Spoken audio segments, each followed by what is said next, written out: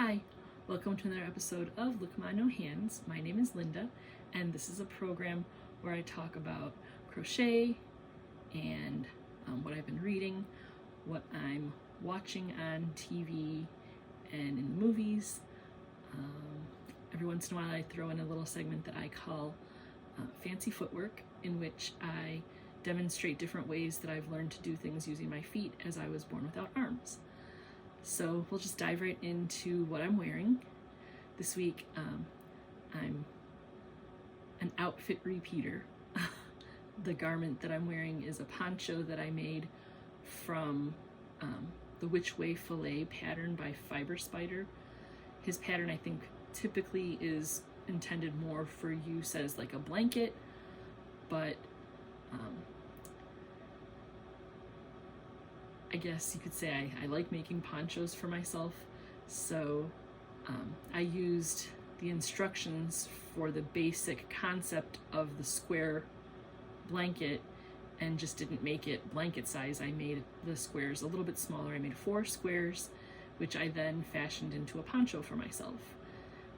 I really like this pattern just because the fillet part that kind of like staggers throughout the square. I like how the pattern is very like organized and like visually appealing in that way.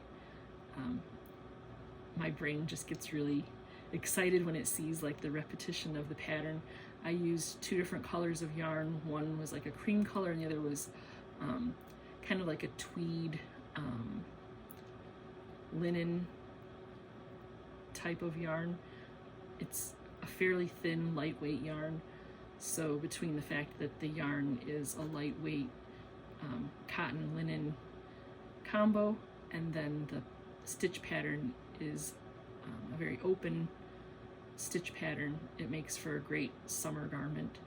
So that's what I'm wearing this week. I will definitely put information in the description box for where you can find the pattern by Fiber Spider. Maybe at some point I'll do kind of like an explanation, a more detailed explanation of how I constructed the poncho, but it's pretty basic if you just kind of go online to look up information about ponchos using 4 squares. I know there's a lot of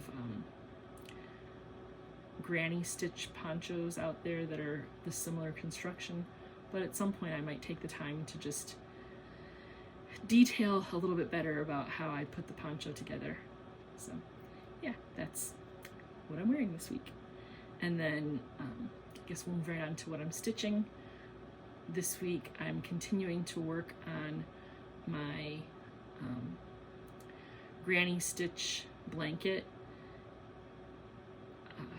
I'm trying to use up my odds and ends bits of yarn.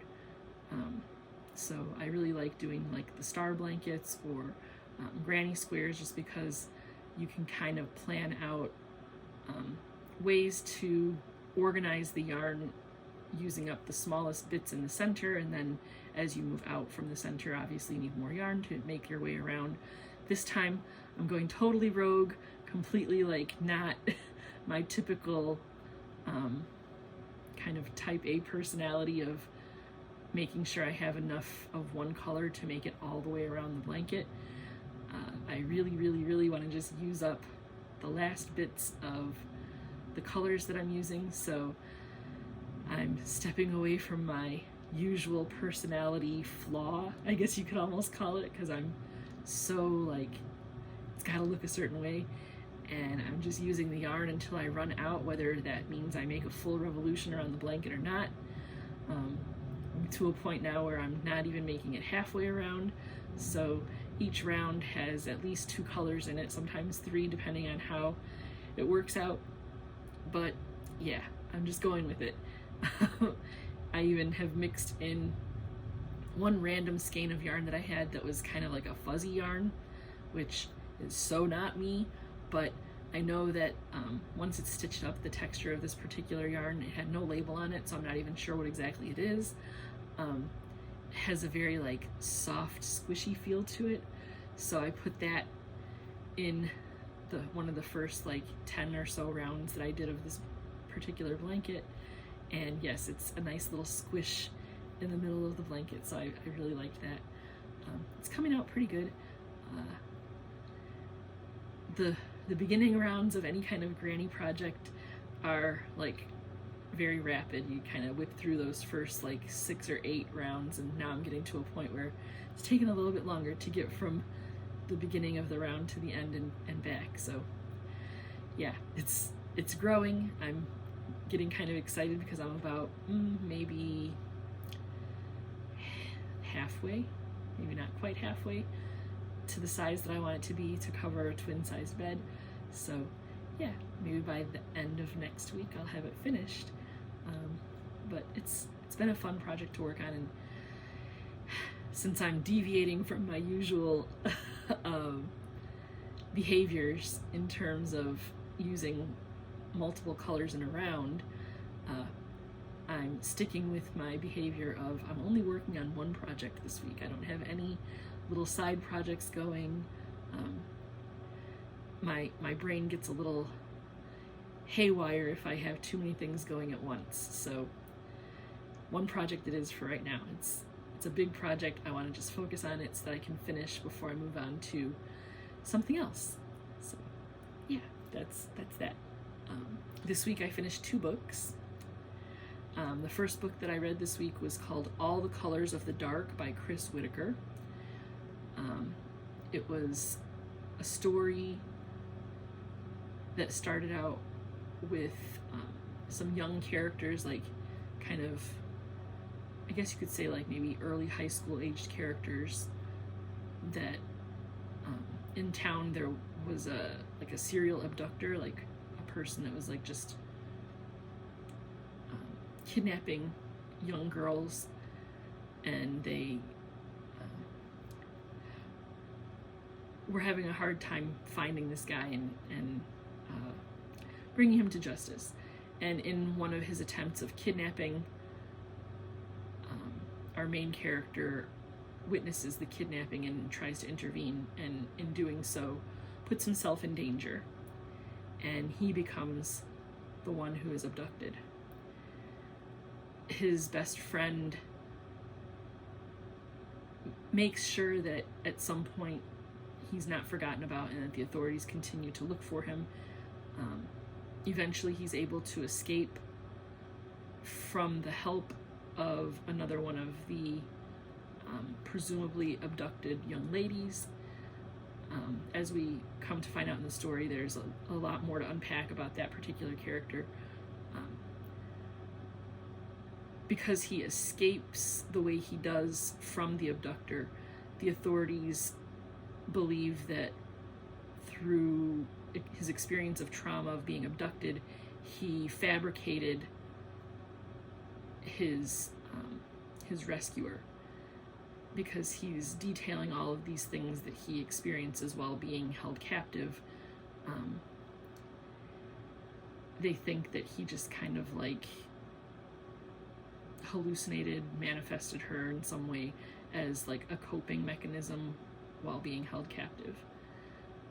He spends most of his time after his abduction trying to find this girl because he feels like he needs to save her.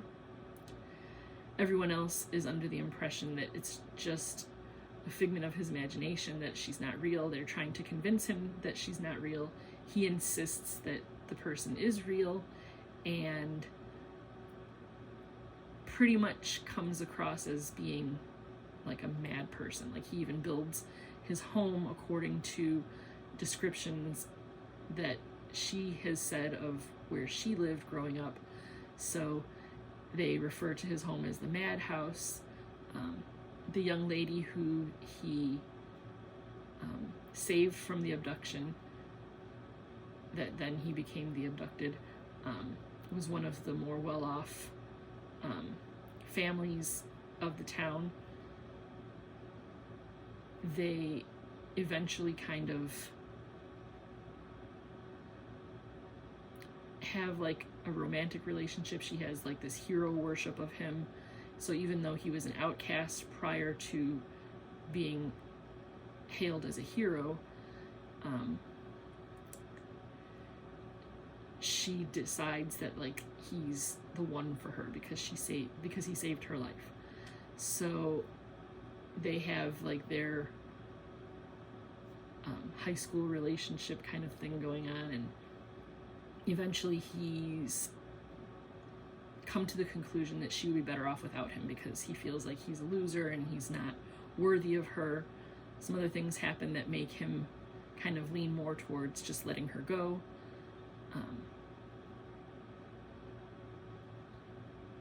Things transpire before that, where she makes a decision to not pursue her college education, even though she was accepted into an Ivy League, and like her parents want her, you know, obviously if you're accepted to Ivy League, your parents are going to want you to pursue that.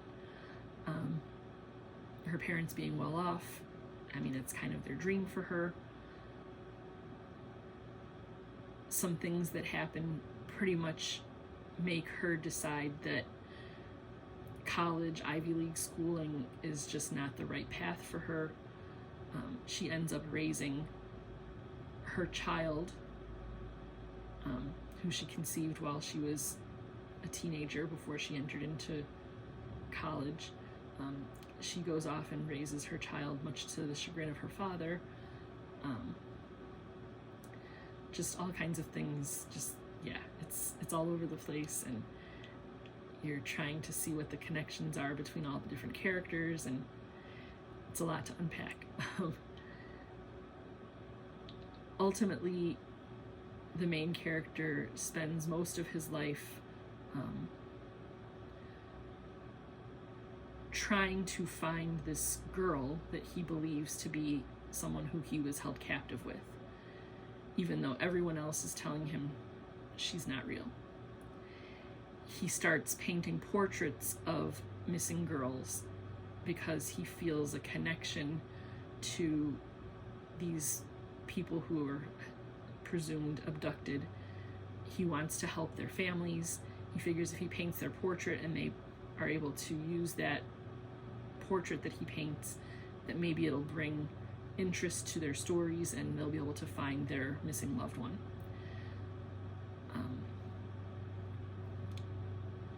Because of his personal story of having been abducted, his paintings are deemed quite valuable. His best friend from childhood becomes a police officer because she wants to try to help him gain closure through finding, you know, abducted individuals. His life kind of spirals and she ends up having to arrest him at one point. Like, there's just so much in the story that you really start feeling bad for the guy because his life is completely trashed because of one thing that he did in an attempt to be heroic. His life is just so very complicated from that, and not in a good way. Like, he struggles, and as I'm going through this novel reading it, I'm just like, oh goodness, this poor character, like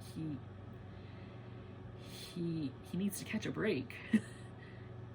His story starts out where it's like he's the outcast of the town and the other kids make fun of him, and it's just so heavy. Ultimately, there is a happy ending. I'm not going to say like how things turn out or whatever, other than I enjoyed it. It was everything kind of had closure to it, so that's what I consider a happy ending. That the story, all of the plot points are resolved, and you're not left wondering like, what the heck. So yeah, it was definitely not what I usually read. I'm not big into like the mystery novels and like abductions and things like that. Like, I just kind of read it because it was on the suggested readings of things to read from the summer reading program. Initially, I wasn't quite sure, other than the fact that the title had the word color in it, how it related to the theme of summer reading for our library, and I'm still kind of on the fence about whether or not it fits the theme, other than the fact that the guy paints pictures or paints portraits. I don't really feel like it was about the art. So yeah, it was loosely tied to the theme. It's definitely much darker than what I usually read. Yeah, I don't know. I guess I'm just kind of in a phase right now of reading dark things, because that leads us to our next book, which the title of the next one is Just the Nicest Couple by Mary Kubica. I read one of her books last week as well, and this is another, I guess you could say thriller, like crime thriller.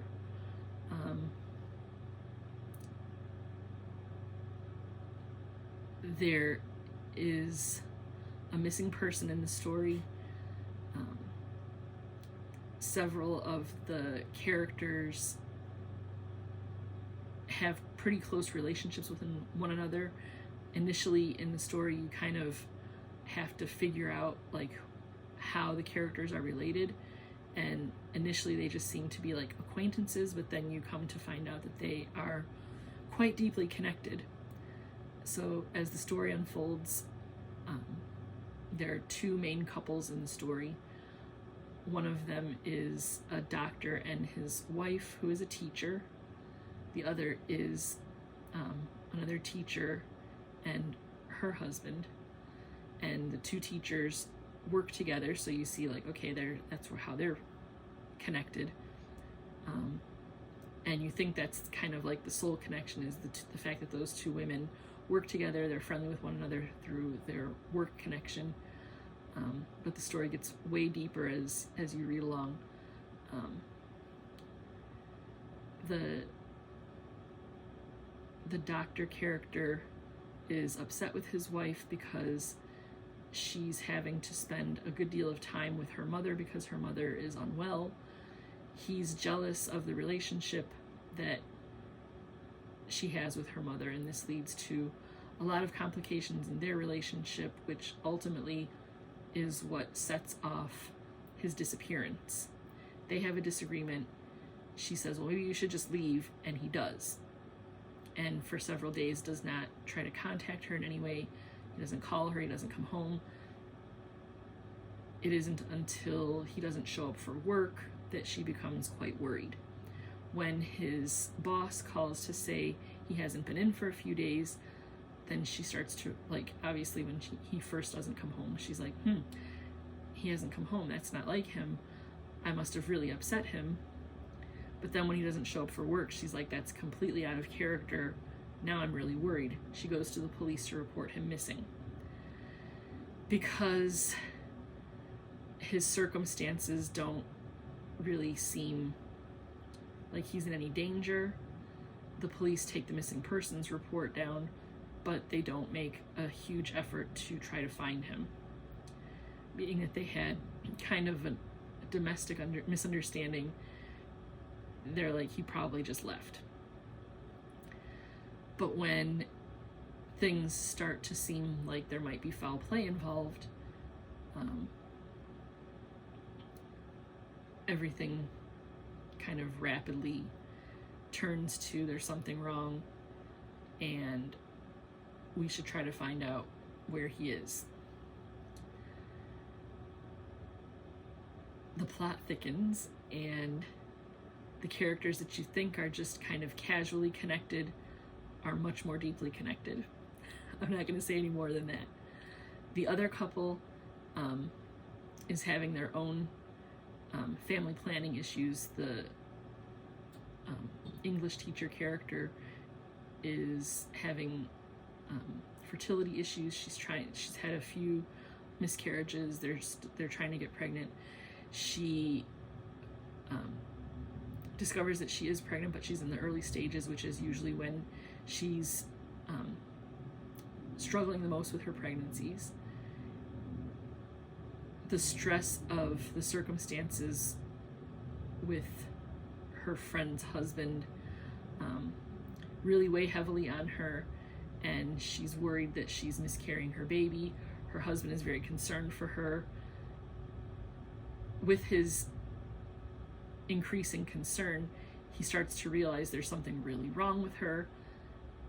She leads him to believe that her friend's doctor husband assaulted her, which isn't entirely untrue, but it's complicated. She tells him that they had their little conflict in which she believes that she struck him in the head with a rock. She's not sure how many times she hit him because she was very upset that he was being so forceful with her, and she thinks that she might have killed him. And so they work rigorously to try to cover her tracks in relation to his disappearance. She does not want to be implicated, obviously. If she thinks that she killed him, she doesn't want to have the police come after her. She thinks she might be pregnant, so she doesn't want to have to spend the better part of her pregnancy locked up because of having killed someone, presumably in self-defense. I mean, after all, she claims he assaulted her, so okay. Like I said, very complicated situation there. Deep feelings in terms of just their socioeconomic statuses and things like that. It's a pretty deep story in the grand scheme of things. Ultimately, we do find out what happened with the doctor. It's not good. The story is very, like, all over the place. Like, you think it's one character that does something, then you think it's a different character that does something. I really enjoyed working to try to figure out, like, what happened.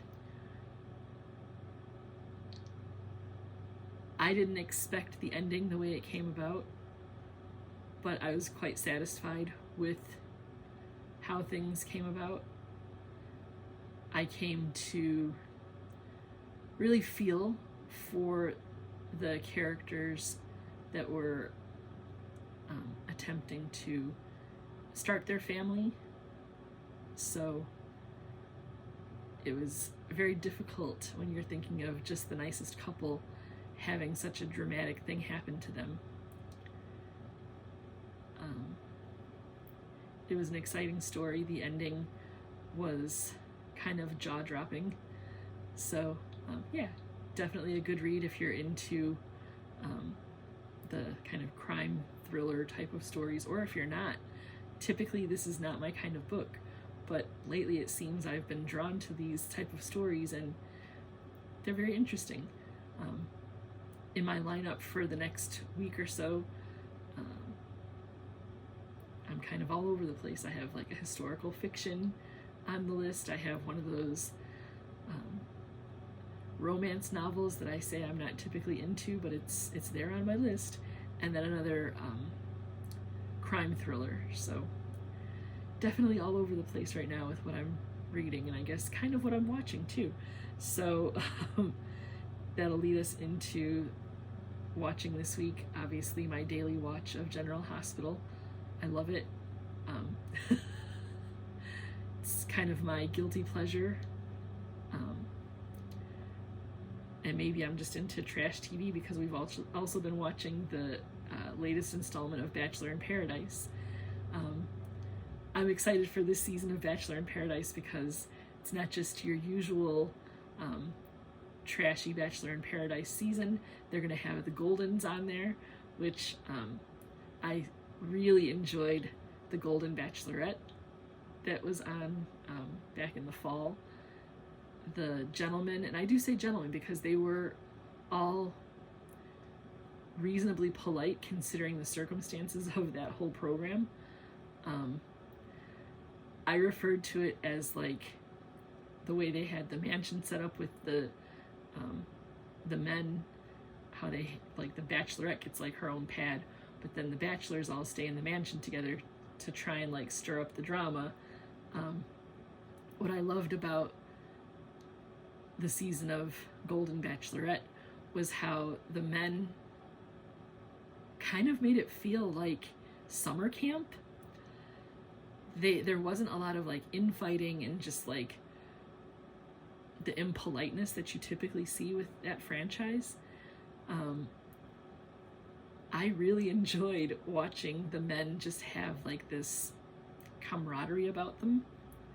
So I'm intrigued with what they're going to do with Bachelor in Paradise, bringing the Goldens onto the resort with all these young people. I'm anticipating that the Goldens will definitely try to rein in the crazy young folks. So it'll be interesting to see how the energy from the more senior and more seasoned contestants will play into the whole experience, or will they go buck wild like they're showing in the commercials for it, and will we see a bunch of like grannies and grandpas getting down and dirty? I don't know, but it's definitely going to be a great watch. I'm excited. Been watching Who's the Boss, an episode or two every evening, just as kind of like our own version of like a bedtime story. I was reminding Tim that when he was a baby, I used to bring him up to bed with me and snuggle down, and we used to watch the History Channel together, or sometimes Animal Planet, just anything that I could think of that he would not be interested in as a baby. And when I say baby, I do mean like 18 months old. We would snuggle in bed and watch some random American Revolution documentary, and eventually he would fall asleep and I would just lay there and watch the show.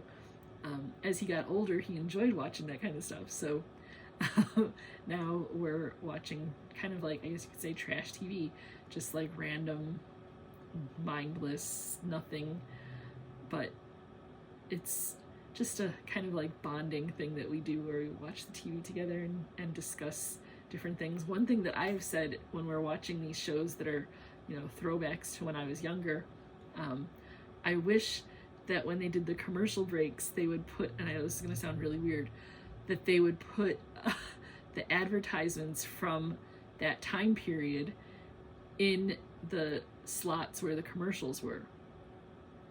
Obviously, there's probably even some products that aren't even on the market anymore, but it would just be kind of like a fun, nostalgic thing to see the program with the old commercials in the commercial slots. I know, it's weird, but that was something, and he's like, that would be cool, because I've been bringing up different products from my youth that I'm like, oh, this isn't even on the market anymore, and I kind of know why, because it was, they probably found that there was like some reason why we shouldn't have been consuming it. One of the things is a beverage called Burple from like the late 80s, early 90s. It was kind of like Kool-Aid, but it came in its own container that was like an accordion style container. I don't know if anybody remembers this, but the commercial for it always stuck out in my mind because it was so obnoxious, and it's still to this day, like, I'm like, I know why we all remember this, or why I remember it, because it literally is the most obnoxious commercial, but it stuck because I still remember the theme and it, like, the whole thing. Yeah. And Tim is like, the 80s was weird. I'm like, any time period before when an individual was born seems weird to them. When I used to watch things that my parents talked about, it was weird. So he's experiencing the weirdness, and now it's even easier for him to access the weirdness from long ago because you have the internet now. So he sees all the weirdness. The commercial for Burple was definitely a strange 80s phenomenon. We're still watching Everwood. We watched a movie called Swing Kids, the 1993 version. Friends, the game show. We finished that off.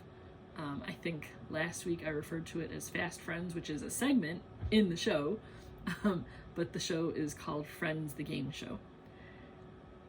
And that's on Prime Video. And then we watched a movie titled Lizzie, which is a dramatization of the Lizzie Borden story. Now, strangely enough, when I was young, I had maybe an unhealthy fascination with Lizzie Borden. I would read many different books about her. How I even ever found out about her in the first place, I don't know. But maybe it was because of that rhyme that was around, like the jump rope rhyme of Lizzie Borden took an axe. Yeah. Maybe that was what caused me to have a fascination, because I thought it was so like morbid that the jump rope rhyme talks about someone that smashed their parents' heads with an axe, and that was how we counted off like how many jumps we did. I don't know, whatever, but I had a fascination with the Lizzie Borden story. Maybe it's also because like forensics and things like that, back in the day, they didn't really have access to those kinds of technologies and those methods to determine definitively like what exactly happened. It's just like presumed that she killed her parents. I would be so incredibly interested to know, like, really, did she do that, or did somebody else? Like, yeah, it's to this day something that kind of like is a curiosity for me. So we watched that, and just thinking about like different details of the stories that come out as time has evolved. The story is definitely an intense story. And Tim was like, "You were fascinated by this when you were a kid? That's so weird." Yeah, I'm fairly weird. So that's what I've been up to this week, just the usual weirdness. I almost didn't get this video done as I put a post up earlier in the weekend. I decided to do a minor reset on the way things are set up in my upstairs, all thanks to Prime Day, because I was scrolling through Amazon Prime and seeing all kinds of things, and I'm like, ooh, I like that, ooh, I like that. So I bought a bunch of stuff, and then thought about like how I can redesign my workspace to be more efficient. But in doing so, I had to work on the redesign. So moved some furniture around, spent all of yesterday doing that. And then that was all in efforts to make room for the new desk that I bought, with the hopes that I can maximize my space. Not that my space is small, it's a pretty sizable room that I have to work in, but I'm just kind of getting bored with it. So bought some new furniture, and nothing substantial. It was just a tiny little corner desk that I want to set my computer up on, and like I said, hope to kind of maximize my workspace so that I can have like a designated painting space, a designated crochet space, and then I still have like my lounge area where I have it used to be a day bed, but I got rid of the frame for the day bed, so now it's just a twin size mattress on the twin frame, just a platform frame, nothing fancy. So I rearranged the furniture for that. I'm using my old desk as kind of like my coffee bar station. Up in my lounge / studio, I have a mini fridge. I even got myself a little microwave last summer, and I have my coffee machine up here.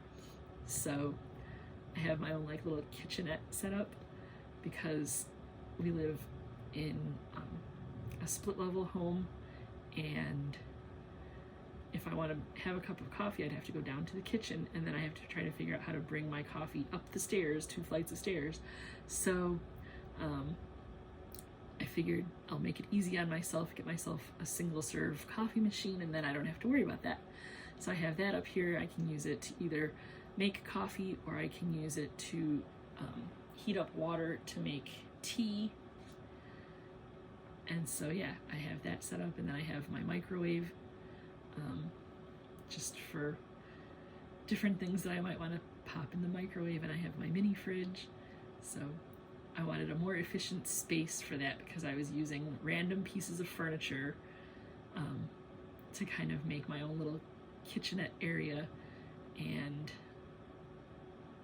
I decided that the desk that I have, which I've had since I was like 18 years old, would be the perfect setup for my mini fridge, my microwave, and my coffee machine. So I'm using that as my kitchenette type deal, but then that means I don't have a place to put my computer anymore. So I bought, it's like if you give a mouse a cookie. So I bought a new desk for myself, but then I have to assemble it, have to have room for it, I have to move on. It was a lot. So that's why the video this week is a day late, because I had dismantled a bunch of the room to do the reset, and then I didn't have a space to sit down and make the video yesterday. So that's my story, and I'm sticking to it. Eventually, what I plan on doing, once everything kind of gets put back together the way I like it, I'm going to do a little bit of like a tour around my space. I have a cabinet that I'm probably going to get rid of, but I have to figure out what to do with all the stuff that's in it first before I make the decision to get rid of it. So yeah, I'm just trying to find a more efficient way to set up my space to be able to do videos and all of the other things that I want to do, and just kind of make improvements to my content. And yeah, I have a lot of ideas floating around in my head, which sometimes are keeping me up at night, which is not good. But things are going to be evolving as we move through the rest of this year, and I've got some ideas knocking around that might be some crochet projects that I want to unroll and kind of roll out. I guess roll out is what I'm looking for.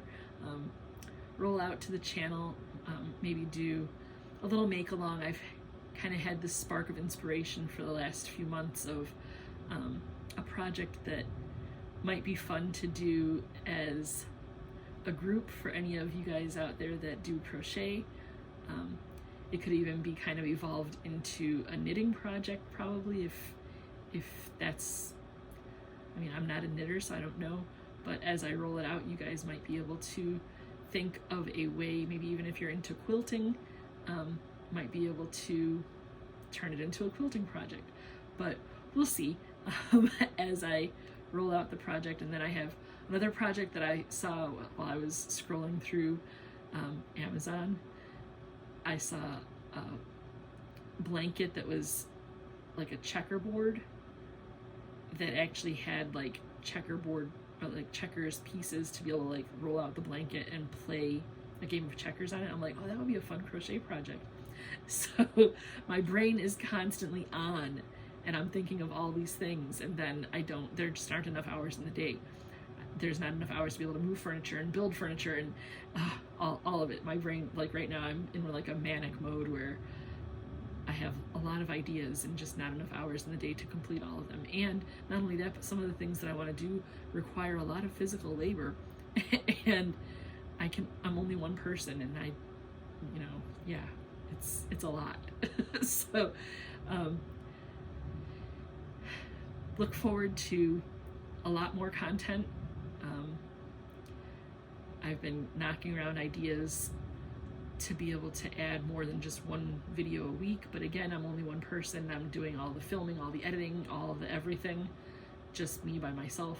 So when I start thinking of like projects that I want to do, I start to feel a little overwhelmed, because I think of all of the tasks that need to, like, I kind of like scare myself out of taking on another project, because I get like anxiety when I think of all the things that need to be done to complete that project, when I should just take a deep breath and just dive in and just do it and hope for the best. But unfortunately, my personality, my brain does not allow me to dive in and hope for the best. I'm a major planner, so yeah.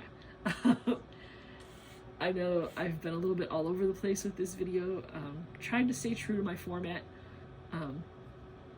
but I guess it kind of gives you something to look forward to in terms of additional content that's going to be coming out, and yeah, a lot of stuff that's going to be changing and hopefully being more exciting.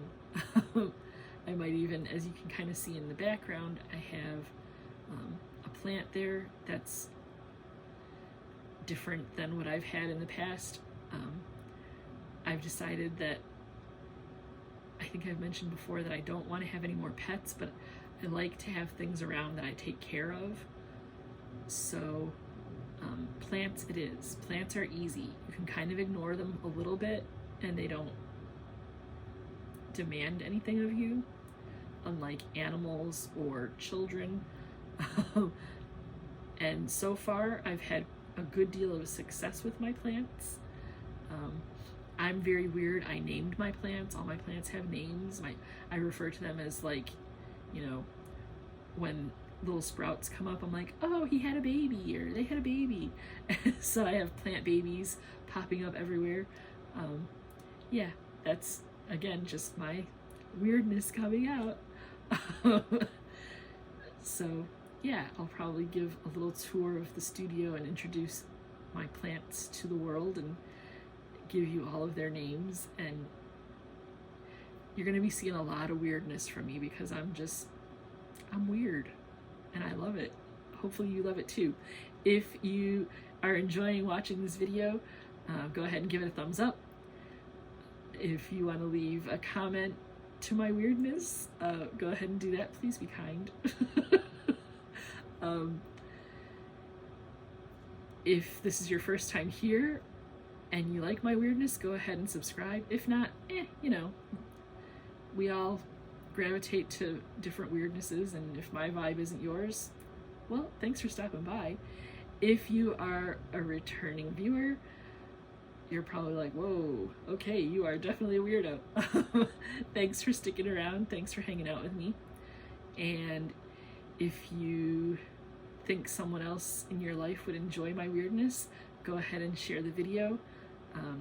Share my playlist of all the previous episodes. If this is your first time here and you're wondering about the previous episodes, there is a playlist that you can find. I will put the link for that somewhere. And yeah, you'll be able to go back into the archives and watch all the previous episodes, and hopefully you'll continue to come back week after week. So until next week, hopefully I'll see you back. All right, take care.